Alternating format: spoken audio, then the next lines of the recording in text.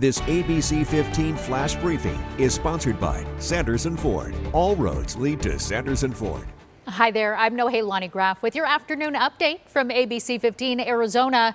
Even without heat advisories, it is still dangerously hot out there. So a warning from officials after multiple rescues at Camelback Mountain over the weekend. The first, a 17-year-old hiker became overheated on the Echo Canyon Trail. She was able to get down on her own. The second, a 63-year-old woman had to be airlifted after rescue crews say she was severely overheated and dehydrated. Phoenix fire crews were even seen dumping ice on that hiker before she was even brought to the hospital.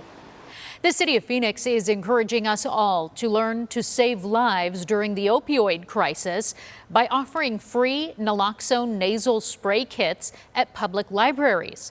Naloxone is a life-saving medicine that rapidly reverses the effects of an overdose.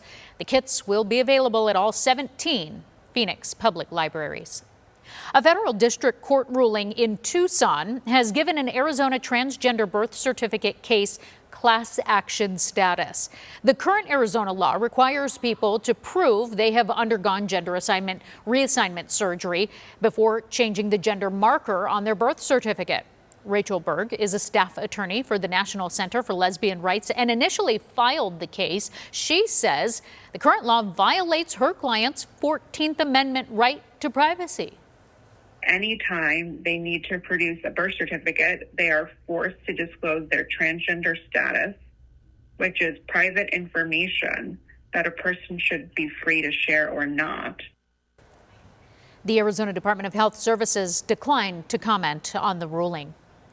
While the nation is trying to combat the effects of inflation, a new report shows Americans are still drowning in credit card debt. In fact, the amount of debt is breaking records.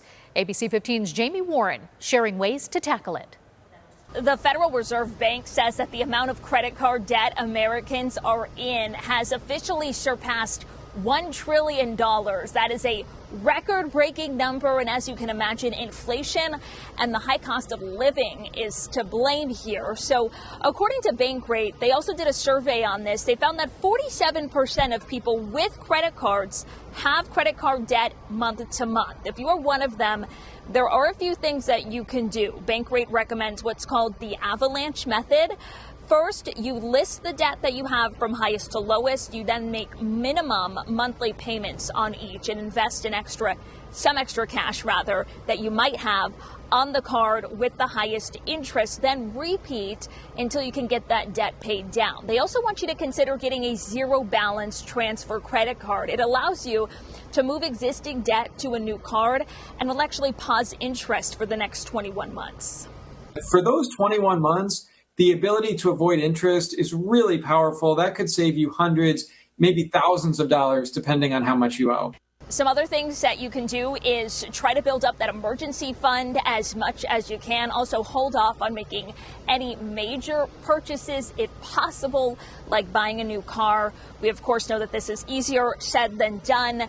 While inflation has dipped slightly over the past few months, prices are still nowhere near where they were pre-pandemic.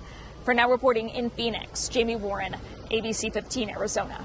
And sticking with consumer news, we're all looking for ways to save money at the gas pump, but you're going to be a little more limited with your Fry's points. After about 10 years, Circle K is stopping accepting Fry's rewards points at the end of this month. You're still going to be able to redeem your points, though they won't totally go to waste. You'll just have to use them at Shell gas stations. Time now for that most accurate forecast. I'm meteorologist Iris Hermosillo. We caught a break from the 110s at least through much of the weekend, well, through Saturday. Then by Sunday, we hit 110 again. And today, it looks like those temperatures are back at 110 plus, with Phoenix topping out at 111 this afternoon, 113 today out at Lake Havasu, with temperatures reaching the upper 70s in Flagstaff, but low 90s in Payson, mid 90s in Sedona. Better storm chances in eastern Arizona today, but for the valley, there is a chance of some light rain. That rainfall could move in after sunset and into tonight. Then tomorrow, better storm storm chances, but we also see an excessive heat watch go into effect. Tuesday, Wednesday, and Thursday's highs will top out between 110 and 115 those days. Then temperatures start to come down as we get a surge in moisture, possibly some tropical moisture coming our way this weekend. That's going to drop those highs into the low hundreds Saturday and Sunday and bring better chances for storms to the valley. And you'll notice northern Arizona stays in the 70s to 80s all week long with daily storm chances at 70 to 80%. You can watch for another update from us tonight. Until then, keep up with the latest news, weather, and traffic on ABC15.com. You can also download our ABC15 app. Make it a great day. This ABC15 Flash Briefing is sponsored by Sanders & Ford. All roads lead to Sanders & Ford.